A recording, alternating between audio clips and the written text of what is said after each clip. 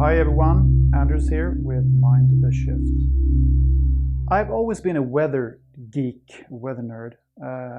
I've been watching the weather forecasts on the TV and listen to it on the radio for as long as I can remember. I mean, I listen less to the news these days than I used to do than did a few years ago. So I guess I did this more when I was younger. And it started already when I was a little kid. I just loved watching the weather forecast, and I don't know exactly why. I think it has to do something with my fascination with this world and all its aspects and all its expressions, its lands, its seas, its rivers, its cultures, its everything, and the weather goes with that, the atmosphere and the climate, of course, and all that. So I kind of love it. And some of my friends thought it was kind of interesting, and they always asked me first if they were going on an excursion or something. They said, "Oh, we better ask Anders first what the weather's going to be." But others thought it was a bit strange and geeky. I wouldn't say they mocked me for it, but a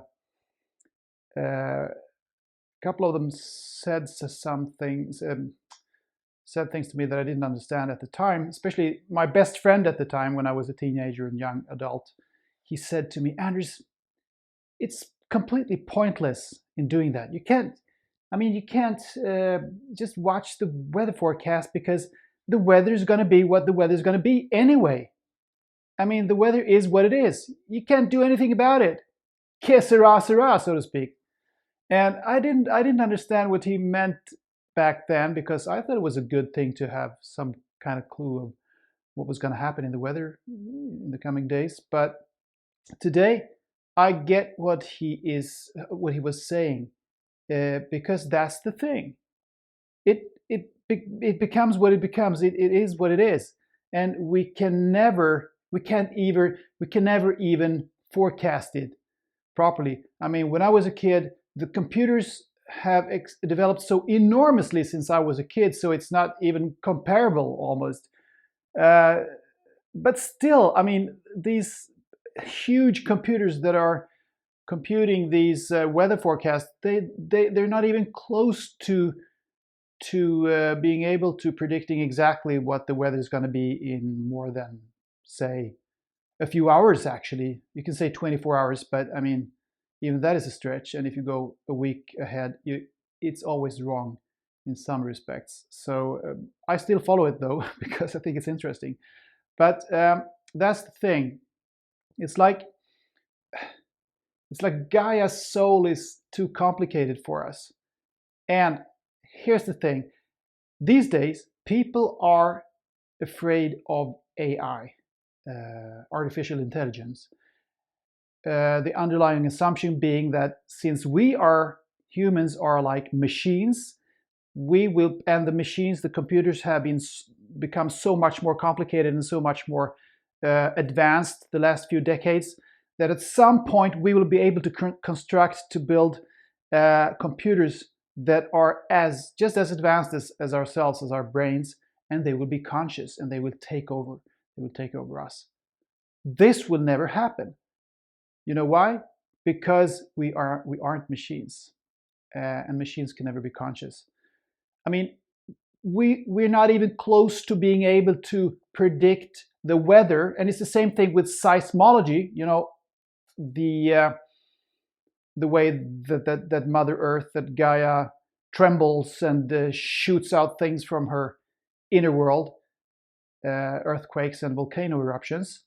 And it's the same thing there. We're not even close to being able to predict when and where an earthquake is going to happen, or when and where a volcano is going to erupt.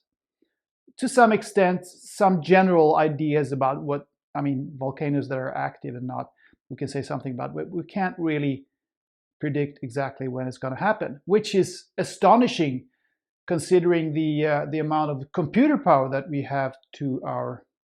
have access to at our disposal today. So, I mean, being afraid of AI, come on.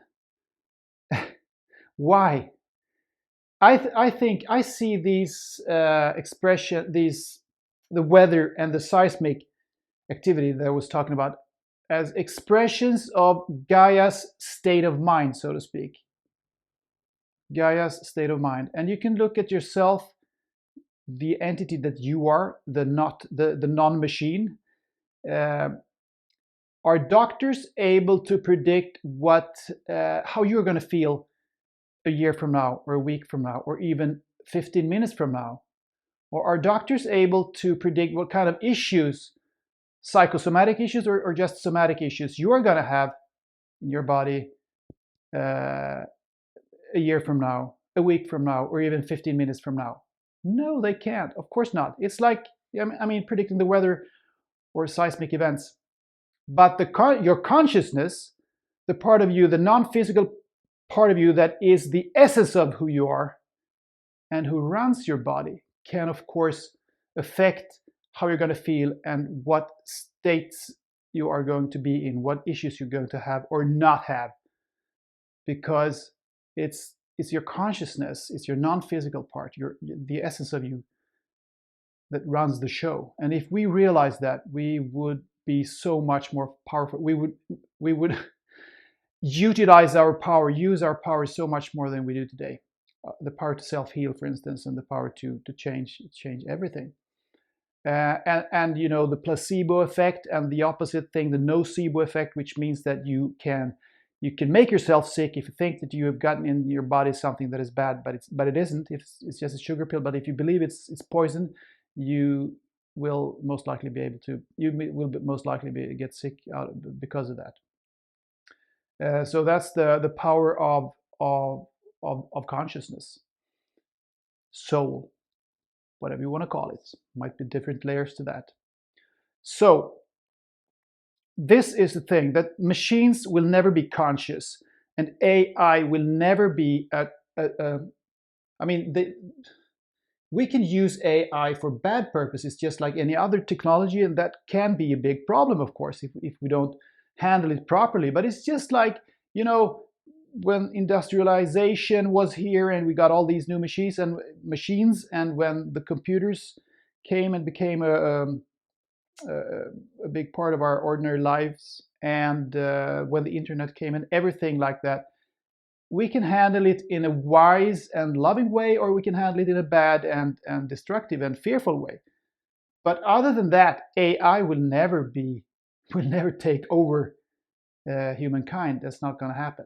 And I hope to be able to have as a guest Federico Fagin, a person whom I was recommended to contact by David Lorimer, who I interviewed in the last episode. So those of you who've listened to that episode know who I'm talking about. David Lorimer, head of the Galileo Commission, and he said that you should talk to Federico Fagin.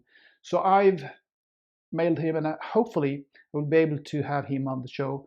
He's a very, very interesting person, because he's the man who is behind the Intel 4004. I don't know how you say that. If you say 4004 or something, Intel 4004 microprocessor, which was the invention that actually laid the foundation for the whole computer world that we're having today.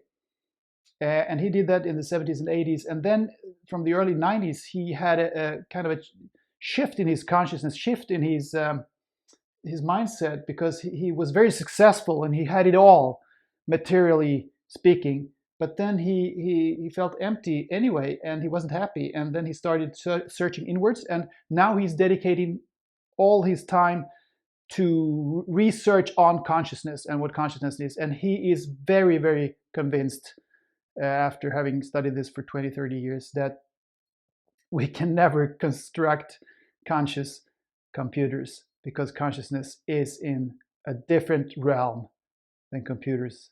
Consciousness works on the quantum level, on the unified field level, and that's a completely different story. Have a nice weekend. Love you. See you next time. Bye-bye.